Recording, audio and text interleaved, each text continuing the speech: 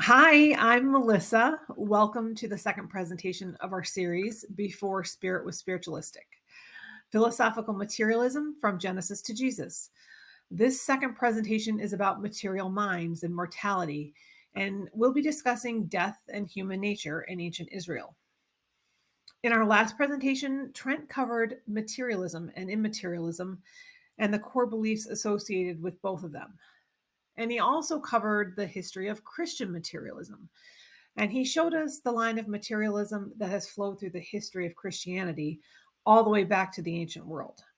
So now we're just going to throw our focus into the ancient world and we'll center in on how this materialism is manifested in the beliefs of various ancient writers in regards to the mind, cognition, and death. So here's a short preview of what we'll be covering. First, we'll look at what various texts say about the composition of human nature. Did they believe humans consisted of two different types of substances, the body and the mind, physical and non physical, material and immaterial? Or did they believe human nature consisted of a unitary substance? And then next, we'll consider what various texts have to say about the mind and cognition. And specifically, we want to see if they regard the thinking part of human nature as separate from the body or as part of the body. And then lastly, we'll consider what various writings have to say about the nature of death. Do they describe death as a separation of the body and the thinking part, or so called self, and then that self survives death? Or do they understand the person as a whole to come to an end at death, the thinking part and all? So, before diving in, we just need to consider some principles of learning. And if you've seen the previous talk, you know Trent talked about these principles of learning, but these are the sorts of things we need to remind ourselves of time and time again. And in these presentations, each of us will be bringing out different nuances of these principles. So, first, we must keep in mind that as we learn, we also may need to unlearn. Sometimes, and maybe actually most of the time, it can be very hard for us to change the way we think about something, especially if it's something we think we have a good understanding of, like it might be with some of the texts that we're going to be reading. But that's why it's important to be overtly aware of the fact that sometimes learning requires unlearning what we thought we knew. And if we're really looking to learn something, let's be very conscientious as we consider this evidence that we'll be going over. In other words, it's important to not ignore evidence. We need to carefully and thoughtfully weigh it and follow wherever the evidence leads. And then lastly, it's really important that we self examine for our biases. When you first hear the idea of ancient Israelite materialism, or the idea that some texts from Genesis to Jesus have a materialistic understanding of human nature, how does that strike you? Do you immediately like it? Or do you have an initial aversion to the idea? The purpose of being aware of our biases is to make sure that these initial reactions don't determine the outcome of our investigation. And I hope you'll agree that evidence should be the deciding factor, not our biases. So let's dive in. So, the first thing we're going to look at is the composition of human nature. But before looking at what Israelite authors had to say on this subject, I want to remind you of something Trent quoted in the previous talk. This is Socrates or Plato at the beginning of the 4th century BCE.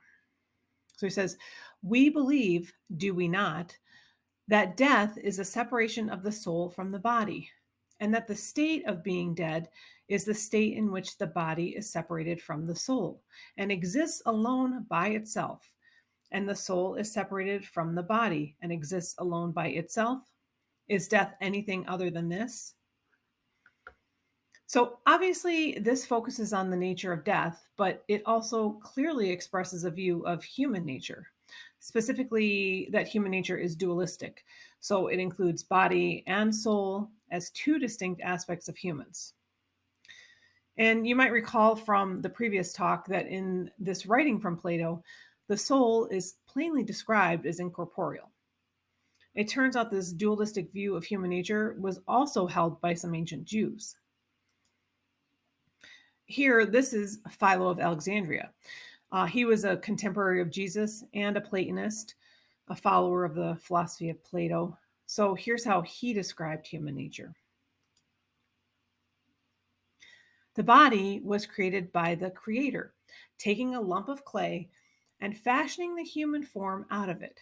But the soul proceeds from no created thing at all, but from the Father and ruler of all things.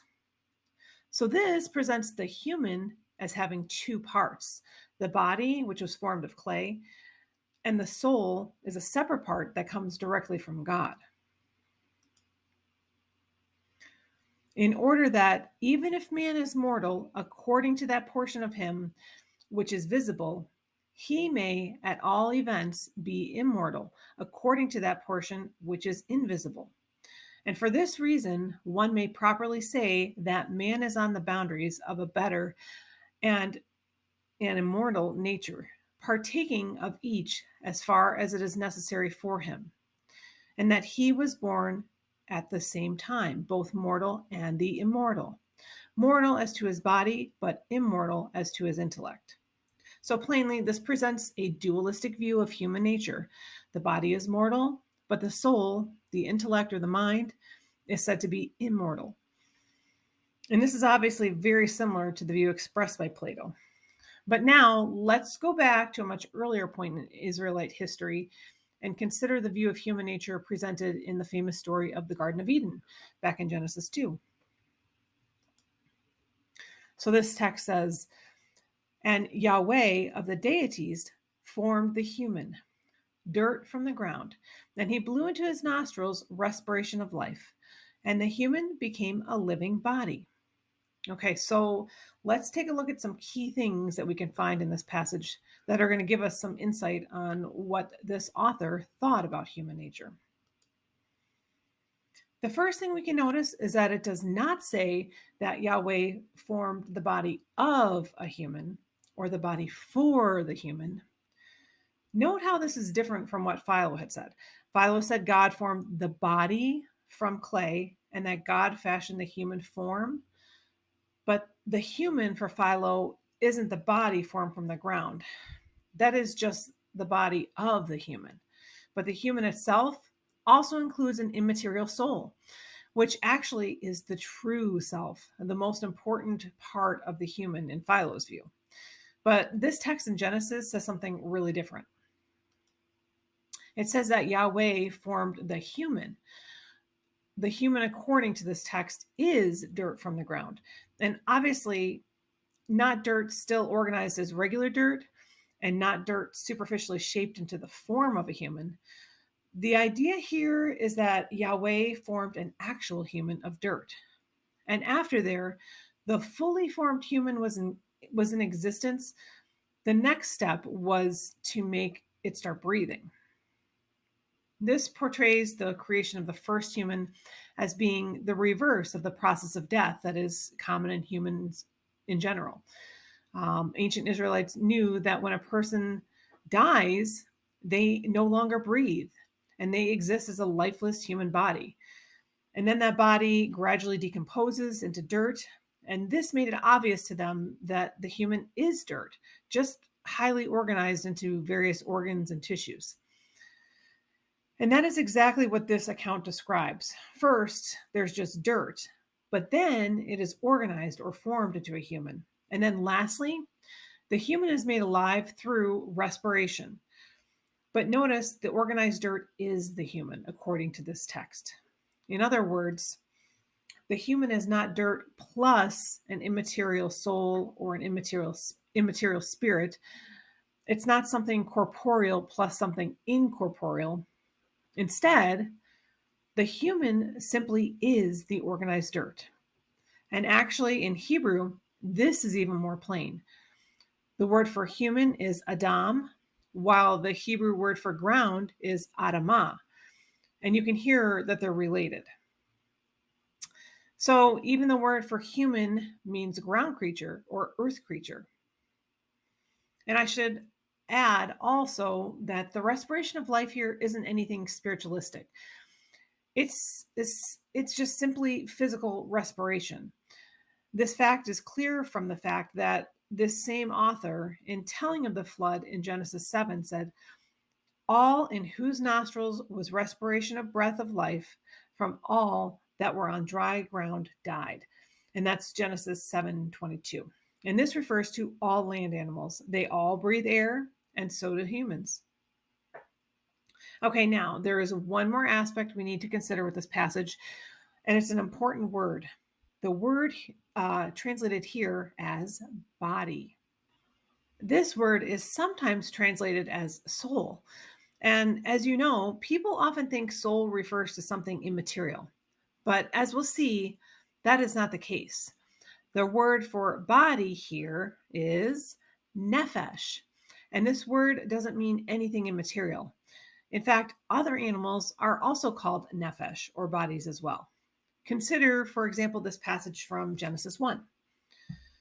God said, "Let the waters abound with living creatures, and let birds fly above the earth in the open expanse of the sky." The word creatures here is nephesh, and these are simply the creatures of the sea. Obviously, in this text, nephesh, it doesn't refer to anything immaterial, nor does it refer to anything immortal. But let's go back to the text in Genesis 2. Notice that it says the human became a living nephesh. And there are two things we can glean from this. First, it doesn't say the human became a nephesh, he became a living nephesh. And there's no reason to think the human wasn't already a nephesh before he became living. And then secondly, we can learn from this that the word nephesh, it doesn't automatically carry the connotation of life, since if it did, there would be no reason to add the adjective living. And actually, we have a straightforward evidence that ancient Hebrews believed there was a such thing as a dead nephesh. And this is plainly stated in Numbers 6:6. All the days of his devotizing to Yahweh, he must not come over a dead body. So the word body here is nephesh. The fact that it is dead lets us know that a nephesh isn't anything like the popular idea of an immaterial, immortal soul. Plus, this passage shows plainly that nephesh, at least here, means body, since it's talking about someone becoming richly defiled by touching a corpse. And there's more to say about the word nephesh, but that will be covered in a future talk in this series, Supposed Spiritualisms. So with everything we've considered, the view of human nature presented in this text becomes really plain. It doesn't present humans as dual beings, but instead as unitary beings, beings composed of matter and only matter. In other words, it has a materialistic view of human nature. So now let's consider some other texts with this same view. So this text says, "Abraham answered, 'See now, I have taken it on myself to speak to the Lord, although I am dust and ashes.'" So Abraham is saying he is made up of dust and ashes. His self is material from the ground. And also notice he doesn't say that he inhabits dust and ashes, but that he is dust and ashes. This is quite the contrast with the immaterialistic view of human nature. So let's consider another statement from Socrates in Plato's Phaedo. And remember, the context here is that Socrates is about to die and he's talking to his disciples. The first line here is from a disciple of his named Crito, and then Socrates is responding. So Crito starts out by saying, "But how shall we bury you?" And then Socrates responds, "However you please," he replied. "If you can catch me and I do not get away from you." And he laughed gently and looking towards us said, "I cannot persuade Crito, my friends, that the Socrates who is now conversing and arranging the details of his argument is really I. He thinks I am the one whom he will presently see as a corpse, and he asks how to bury me." So notice how Socrates is sharply distinguishing between himself and his body.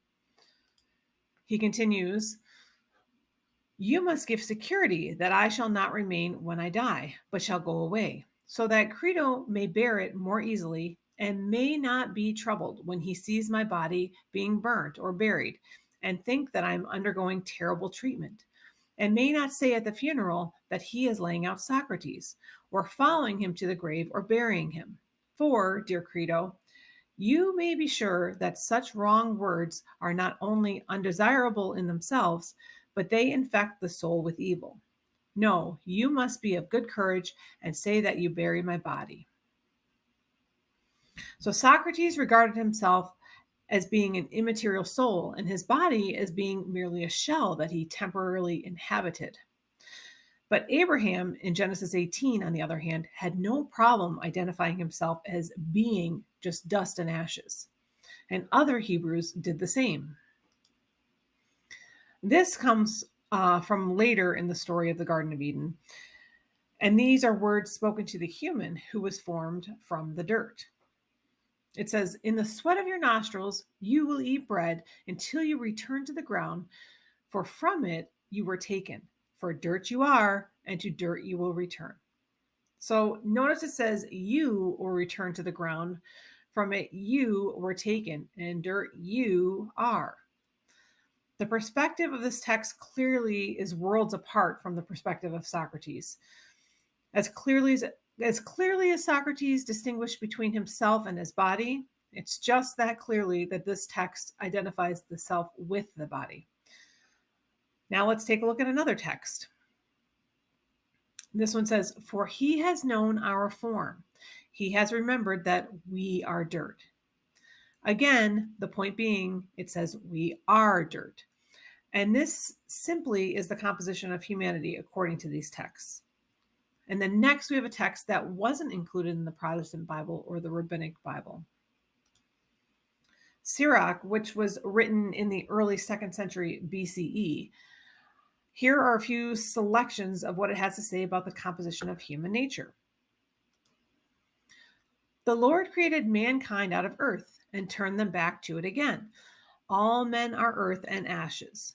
All men are from the ground. Adam was created from dust. So clearly, this has the same materialistic view as other writings we've been considering. And next, we'll consider a couple texts from the Dead Sea Scrolls.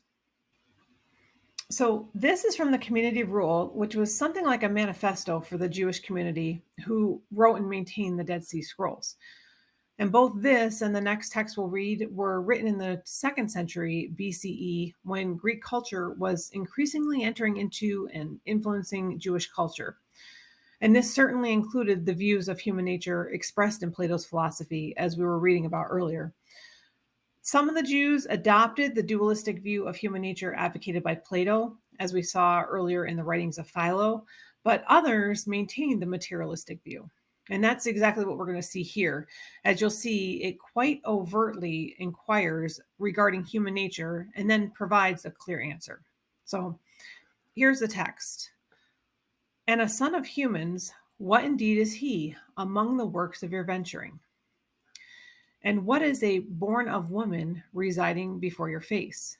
He, from dirt he was interwoven, and his carrion, or rotting remains, is maggot's food. And he is discharge, pinched off clay, and to dirt is his tendency.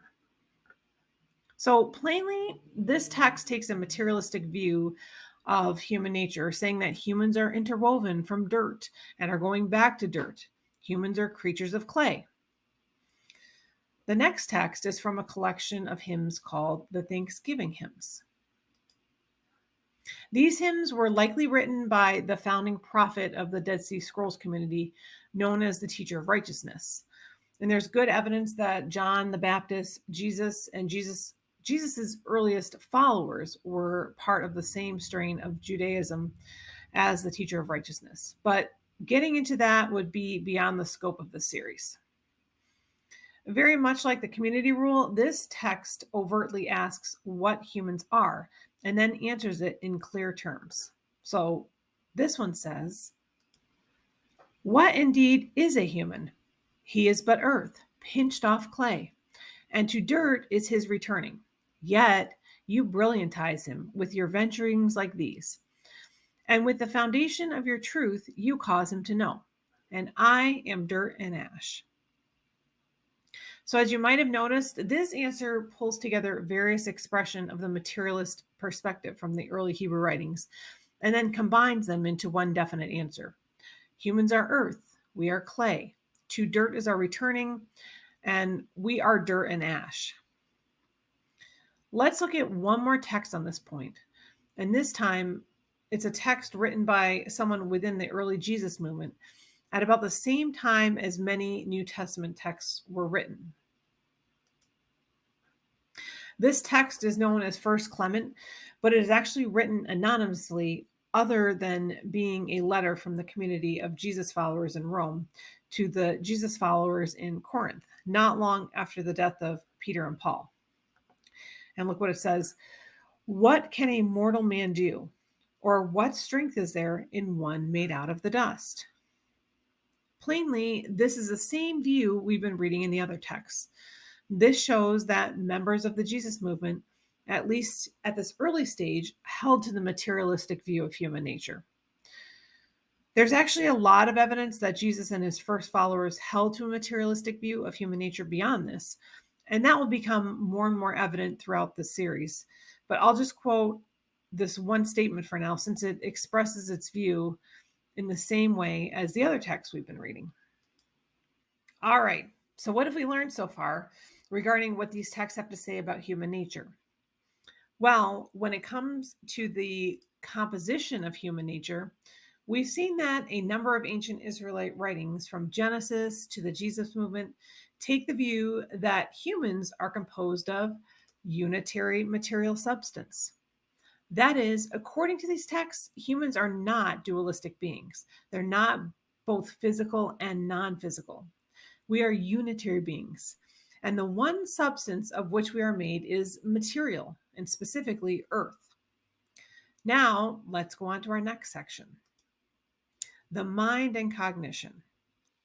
And you might remember from the first talk in this series that one of the key points of difference between materialists and immaterialists is how they view the thinking part of human nature. Immaterialists almost always regard the thinking part as separate from the body, while materialists always view the thinking part as a part of the body. And this difference in views still exists today. Nowadays, philosophers debate whether thought and consciousness are processes of the brain, or whether the brain is merely the organ through which an immaterial conscious self interacts with the body, and through it, the world. Everyone agrees that the brain is the organ most closely associated with thinking, but they differ as to how. And while materialists say brain activity is the thinking and consciousness, immaterialists say brain activity correlates with thinking and consciousness. But the idea that the brain is the organ of thought was only verified within the past few hundred years. Before that, people debated which organ or organs think or correlate with thinking. As recent as the mid 17th century, major figures like Thomas Hobbes still regarded the heart as the main organ of sense and thought. So let's consider this from Hobbes' book Concerning Body, published in 1655.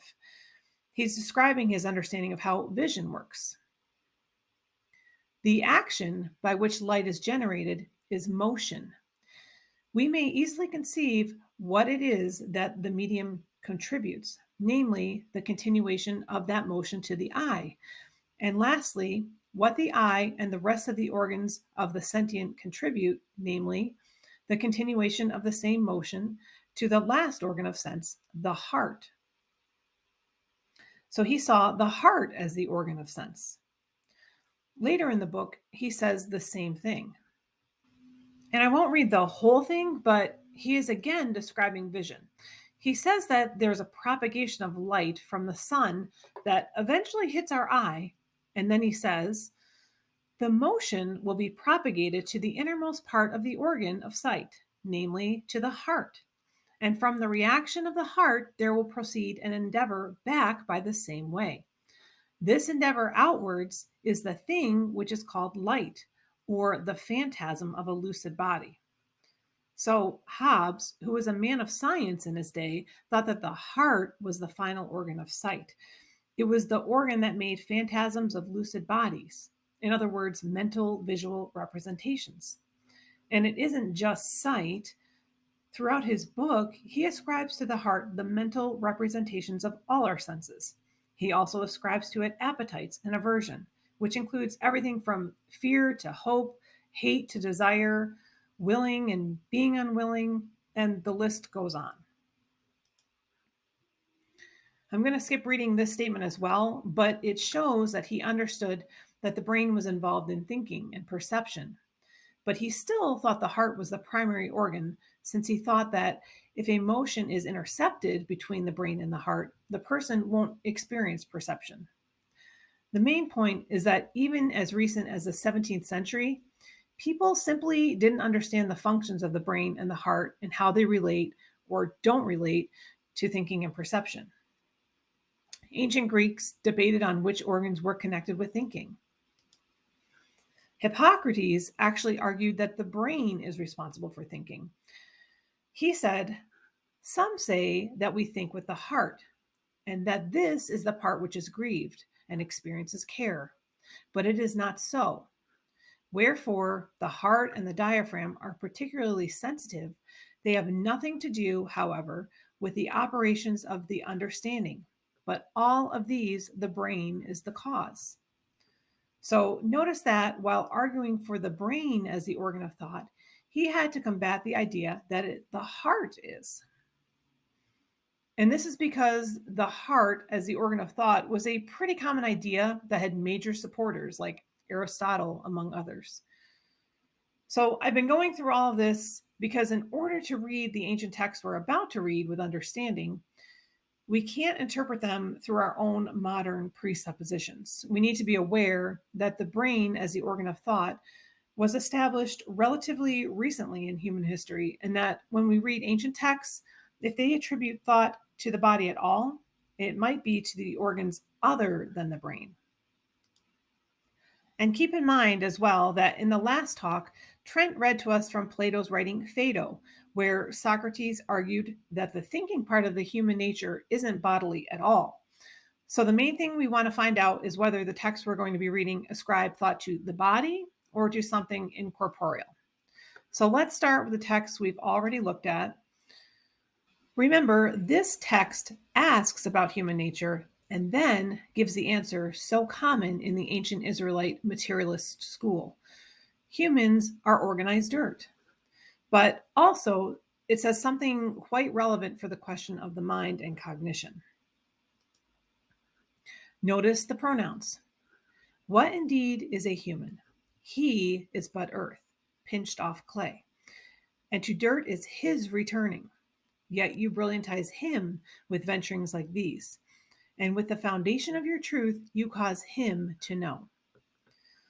So the author here is saying that the very entity that is but earth, God has made that entity capable of brilliance and knowledge. And it really shouldn't be surprising that this ascribes thought to matter, given that it has a materialistic view of human nature to begin with. So in other words, if you take the view that humans are completely and solely corporeal, then of course you wouldn't ascribe their thoughts to a non-physical part because they have no non-physical parts. And this materialistic view of mind and cognition is exactly what we find in a number of texts. And the texts that we'll look at actually ascribe cognitive functions to specific bodily organs. So we're going to take it organ by organ. And first, maybe this will be surprising, but we'll start with the kidneys.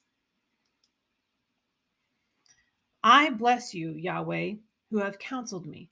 Also in the nights, my kidneys have corrected me. So the kidneys correct.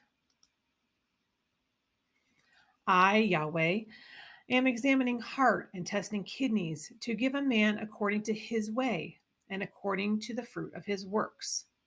So here, Yahweh is described as testing the heart and the kidneys. And what he is determining is the moral worth of the individual. So this ascribes to the heart and to the kidneys moral faculties. So notice also that the heart here must be the actual organ since it's spoken of right alongside the kidneys. But we're going to get into the heart in just a little bit. And Yahweh of armies tests a right doer, seeing kidneys and heart. So this is another text that says something very similar to the previous one. Yahweh tests the kidneys and the heart, and this is how he determines moral worth. Again, ascribing moral faculties to these organs. This text is from the Dead Sea Scrolls from a document called Bless My Throat. It says, "My heart you attended, and my kidneys you sharpened, so they won't forget your laws." Obviously, this attributes to the heart and the kidneys the ability to remember or forget. And it's interesting to note that what is being remembered here are God's laws, which are of a moral character. So a connection with morality is maintained. This is from a text called Second Baruch. "Therefore, a fire will consume their thoughts, and with a flame, the meditations of their kidneys will be examined." So, like the other texts, it speaks of a person's kidneys being examined, and the context has to do with moral worth. Here, the kidneys are described as meditating or contemplating. All of these cognitive processes are ascribed to the kidneys rather than to a non physical soul or spirit. So remember, we've also read ancient texts that attribute thinking to an incorporeal soul. So we know ancient authors were capable of expressing that belief if they had held it. But these texts simply don't express immaterialistic beliefs. Instead, they express a materialistic view of mind. Let's look at two other kidney passages. This time they're from writings of members of the early Jesus movement. So this is from the Odes of Solomon, which is a collection of poems written by a follower of Jesus sometime in the first century. And here's what it says: "For the Most High circumcised my heart by his Holy Spirit, and laid bare my kidneys to him, and filled me with his love." Having the kidneys laid bare to the Most High is indicating that he can see them and examine them, which is obviously in line with what we've been reading from the older Israelite texts. And then lastly, we have this text from Revelation where Jesus himself is speaking to the believers in Thyatira. And it says, "All the assemblies will know that I am he who searches the kidneys and hearts. I will give to each one of you according to your deeds." This text yet again indicates that kidneys are responsible for moral faculties, since searching the kidneys enables one to determine someone's moral worth. So these last two statements we read let us know that even at this time when immaterialistic views of human thought were being accepted by some Jews, Jesus and his followers maintained the materialistic perspective that attributed thinking to bodily organs. Okay, so let's continue on to the next organ, the liver. This is from Psalm 16. "Thus my heart gladdened and my liver rejoiced. Also my flesh was dwelling in confidence." So obviously, this text ascribes rejoicing, not to an immaterial aspect of a person, but to a bodily organ, the liver. And like in other texts we've read, the heart is mentioned as well. And yes, we're going to get to that in a minute, but just notice again that the word heart here must refer to the literal organ, since it's mentioned in connection with the liver. Let's consider another psalm. "You have turned my wailing into dancing. For me, you opened my sackcloth, and you girded me with gladness, so that my liver would make music for you and not be still." So here the liver has creative capabilities like making music. And this isn't the only text that says this. Psalm 57 says, "Awake, my liver. Awake, bass lyre and lyre. Let me wake up at dawn." And just in case, the lyre and the bass lyre were stringed instruments common back in ancient Israel. So this psalm also connects the liver with music making. Psalm 108 expresses the same theme. "My heart is established, I should sing, and I, indeed my liver, should make music." So the first passage we read describes the liver as rejoicing, and then these others describe it as making music. Clearly, this attributes emotional capacity to the liver, at least joyful emotion, and also the capacity for creativity, at least in the musical domain. And of course, the point here is that these mental capacities are ascribed to bodily organs rather than anything incorporeal. Okay, now finally, let's go on to the heart. In what we've already read, we've seen various capacities ascribed to the heart, specifically moral faculties, memory, and gladness. But there's a lot more said about the heart in ancient Israelite writings. And in fact, more is said about it than about any of the other organs we're considering. So just keep in mind what we're about to go through is just a sample of what's really there. So, first, let's read a passage from Genesis 6. And Yahweh saw that the evil of the humans had increased in the land, and every form of the thoughts of their heart was only bad all the day. So, this is a straightforward expression of the idea that thinking is accomplished with the heart. There are many other texts that say this, and actually, let's look at one more. This is from Proverbs 16:9. It says, "The heart of a human will think about his way, and Yahweh will establish his step." Again, according to this, the heart thinks. Let's go on to a description of a more specific type of thinking.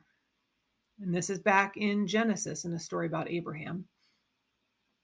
And Abraham fell on his face and laughed, and he said in his heart, "To a son of 100 years can one be born? Or can Sarah, a daughter of 90 years, give birth?" All right, so notice that it says Abraham said in his heart, and then it tells us what he said. And what it is a segment of language. So, in other words, linguistic thinking, according to this text, is produced by the heart. And if the heart thinks and produces language, then it's easy to see how the heart would be capable of knowledge. And that's precisely what this text indicates. This one is from the community rule, which we read a little from earlier and saw that it does express materialistic understanding of the composition of human nature. So let's consider what it says about the function of the heart. "Blessed are you, my God, the opener of knowledge to the heart of your servant." Again, clearly, this views the heart as capable of having knowledge. All right, on to the next example. This is from the book of Exodus. "And you must speak to all who are wise of heart, who I have filled with a breath of wisdom, and they will do the garments of Aaron to consecrate him to do priestly work for me." So here, to be wise of heart is to have knowledge and skill in garment production. The heart is here the organ of knowledge and has the sort of cognitive function necessary for technical tasks. Notice that this doesn't really fit into modern metaphors about the heart. And by now, it should be pretty obvious why. These texts aren't using the heart as a metaphor. They are really describing the heart as the organ of thought. And this is also very clear from the next text. This is from Sirach, and you'll see it describes the experience of nightmares. "He gets little or no rest, and afterward, in his sleep, as in a day of keeping watch, he is troubled in the vision of his heart, as one who has escaped from the front of battle." So, just as modern materialists understand dreams to be produced by the brain, this text understands dreams to be produced by the heart. And this is also expressed in Sirach 34, but we won't take time to read that one. And as you can see on the left, this is the list of functions ascribed to the heart. We won't keep adding to it, but let's just read a couple of statements from the New Testament Gospels just to give examples of this same view expressed by Jesus. This first one is from Mark chapter 7. "For from within, out of the hearts of men, proceed evil thoughts, adulteries, sexual sins, murders, thefts, covetings, wickedness, deceit, lustful desires, an evil eye, blasphemy, pride, and foolishness." So we can see, according to this, Jesus understood thoughts and thought-based behaviors to be productions of the heart. And while this statement focuses on immoral thoughts and behaviors, there's other places where Jesus is recorded as saying the same thing about moral thoughts and behaviors as well. This one is from Luke 6:45. The good man, out of the good treasure of his heart, brings out that which is good, and the evil man, out of the evil treasure of his heart, brings out that which is evil. For out of the abundance of the heart, his mouth speaks. So this attributes to the heart thinking, language, and moral reasoning. Okay, let's recap. So we've already seen that there was a school of thought in ancient Israel, and then extending into the early Jesus movement that regarded the composition of human nature as purely material. And now we've considered what they've had to say on the subject of mind and cognition. And what we found is that rather than attributing thought to something immaterial, they plainly attributed it to bodily organs.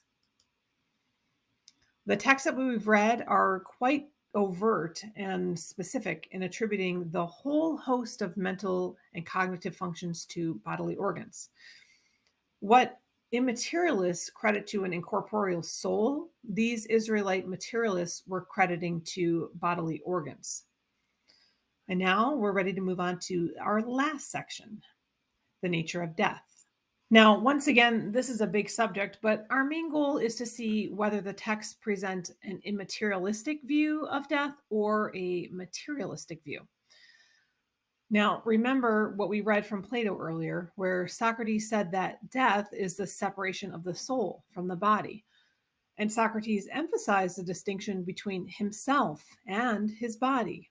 The part that really died to him was just the body, while he would continue to live as an immaterial soul, now free from the burden of corporeality. And notice how this is just a natural consequence of his view of human nature. If humans are dualistic and the soul is separate from the body and incorporeal, the death of the body simply wouldn't bring an end to the soul. But on the flip side, if humans are purely material and if our thinking is done by the body, then death would naturally be the end of the whole person. The self, in this view, is the body. So at death, the self dies, the thinking parts and all. All right, so let's start with a text we've already considered. For dirt you are, and to dirt you will return. Again, this says the person is dirt, and the person, not just the person's body, returns to dirt. Remember how much Socrates protested against Crito, suggesting that he would be buried. Socrates said that his body would be buried while he would continue on. But here in Genesis, the reverse is the case. Another aspect of this is that these words are spoken from God to the human, as we talked about earlier.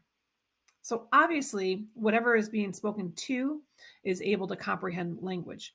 And the thing that comprehends language is what dies. In other words, the thinking part is bodily and dies. It doesn't continue to exist separate from the body.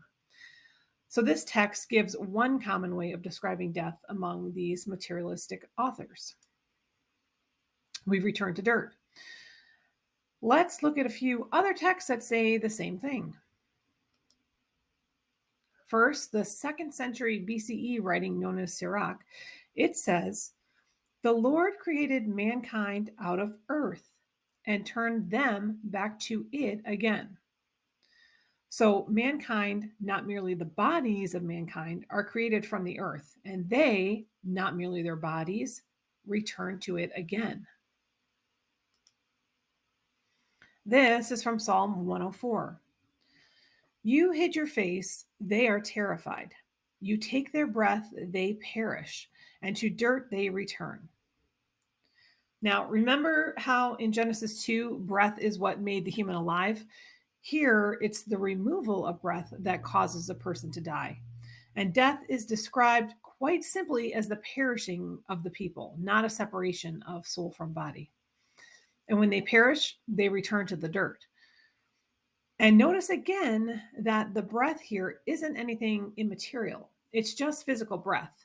And even if someone wanted to interpret that breath is something immaterial, that actually still won't make this text describe any sort of survival of death. The reason is that they aren't their breath. They simply have breath. They were the ones who were terrified, and they perished and returned to dirt. Here's another text from an Israelite psalm. His breath goes out, he returns to his earth. In that day, his considerings vanish. So, like the other texts we've read, this describes death as a cessation of breath and a returning of the person to earth. But this adds the person's considerings, or his thoughts vanish. Think of how different this is from modern expressions of immaterialistic views of death. Expressions like, he's in a better place now, or she's in heaven, or so and so is now with the Lord.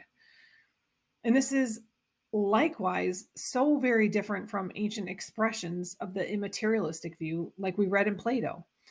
Did Socrates think that at death his considerings would vanish? Definitely not. In fact, in the Phaedo, he says that in death, someone can have greater wisdom than they could possibly have in life, since their soul will no longer be hindered by their body. In the ancient world, people were just as capable of expressing immaterialistic views of death as in the modern world, and some did. But these Israelite texts we're reading don't express that view. They instead express the opposite view, the materialistic view. So let's go on to another and very significant text.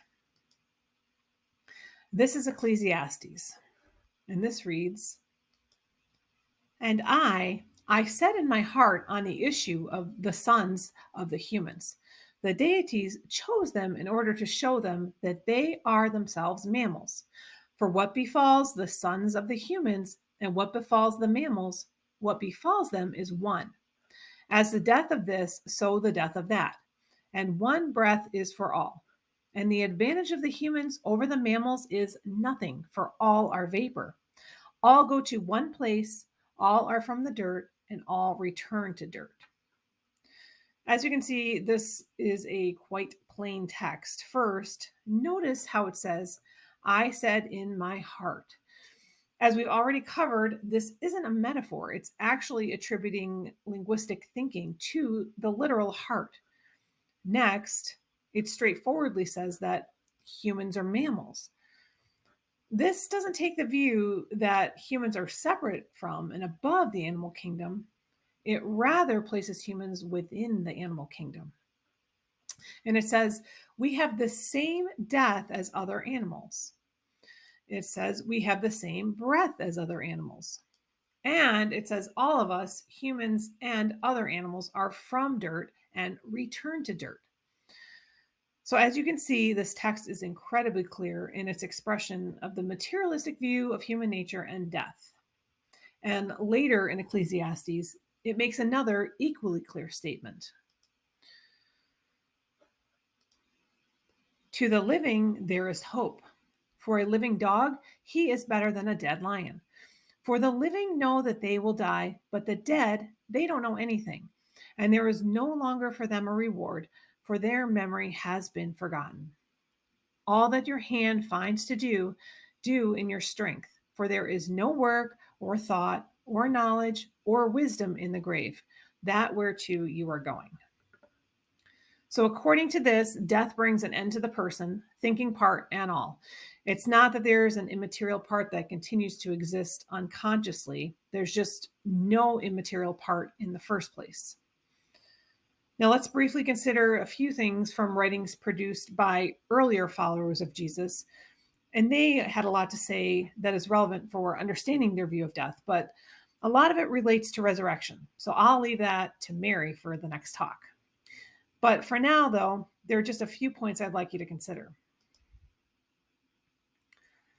Some glad morning, when this life is over, I'll fly away.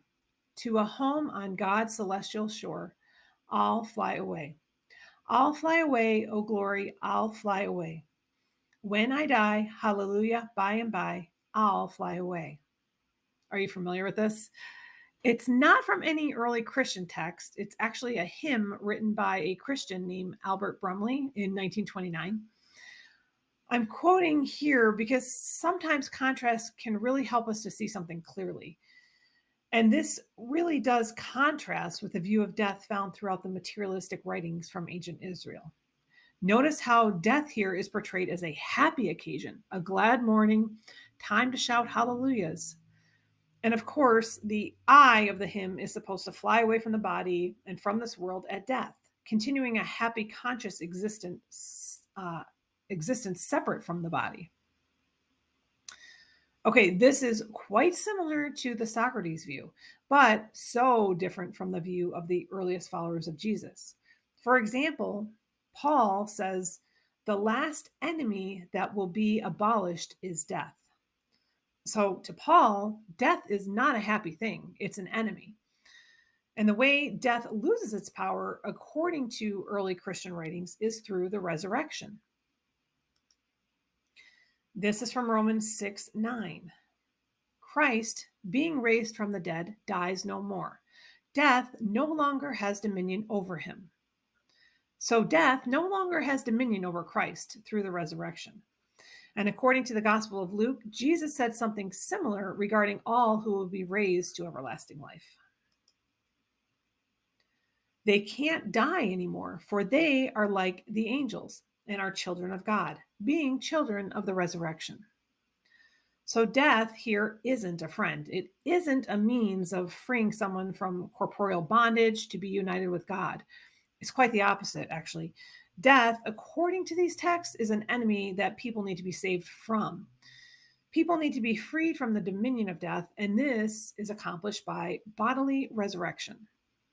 We'll just read one more text. And this is Paul writing to the Thessalonians at around the year 50 CE. So he says, we don't want you to be ignorant, brothers, concerning those who have fallen asleep, so that you don't grieve like the rest who have no hope. For the Lord himself will descend from heaven with a shout, with the voice of the archangel, and with God's trumpet. The dead in Christ will rise first. Therefore, comfort one another with these words. The issue that Paul was responding to was that some believers in Thessalonica had died, and people were concerned that this might mean they missed out on God's kingdom. Paul doesn't comfort them by telling them that the souls of the deceased have departed to be with God. Instead, he points them to the resurrection, when the dead will be raised again to life and then be with Christ. This is how Paul thought followers of Jesus should comfort each other when a fellow believer dies. Now, if Paul had a dualistic view of human nature and thought souls survive death to enjoy a disembodied existence with God, this would have been the perfect time for him to mention it. But the fact that the fulfillment of the Christian hope has to wait until the resurrection indicates that Paul didn't think an aspect of the person survives death. And in this, his view was obviously in harmony with all the other ancient Israelite materialists that we've been reading. Now, let's summarize what we've learned. While there were some ancient Jews who accepted immaterialistic views of human nature, especially after Plato's philosophy reached Judea, the view that predominates the texts we've been reading is actually the materialistic view. This view regards the composition of human nature as unitary, that is, not dualistic, and material. It attributes mind and cognition to bodily organs. When it comes to the nature of death, it understands that the self is the body and does not survive death. And notice how this doctrine is principled in that the view of death is the natural consequence of the view of the mind. And the view of the mind is the natural consequence of the view of human nature. So if humans are material bodies and nothing more, then human thought must be accomplished by bodily organs. And if both of these positions hold true, then death must be the end of the self and the end of thought and consciousness. That is, unless there's a bodily resurrection. But to learn more about that, you'll need to come back for our future talks. And here's what's coming. The next talk will be Bodies in the Beyond, the faith with a physicalist future. Thank you so much for joining us.